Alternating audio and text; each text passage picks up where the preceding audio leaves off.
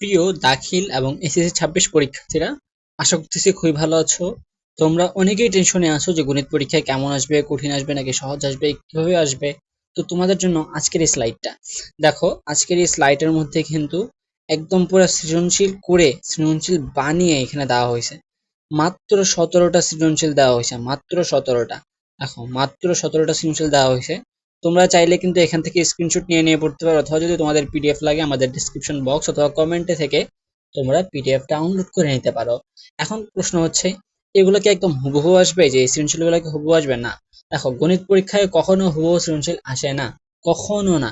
যদি আনতে হয় তোমাদেরকে প্রায় 100টা সৃজনশীল দিতে হবে, সেখান থেকে হয়তো 5-6টা কমন করলেও করতে পারে। বাট আমরা মাত্র 17টা সৃজনশীল দিছি। এখন ধরো এই যে প্রথম যে সৃজনশীলটা, এখানে একটু ভুল হয়েছে, প্রথমে 2 নাম্বারটা চলে গেছে এবং 2 নাম্বারের প্রথমটা চলে আসছে।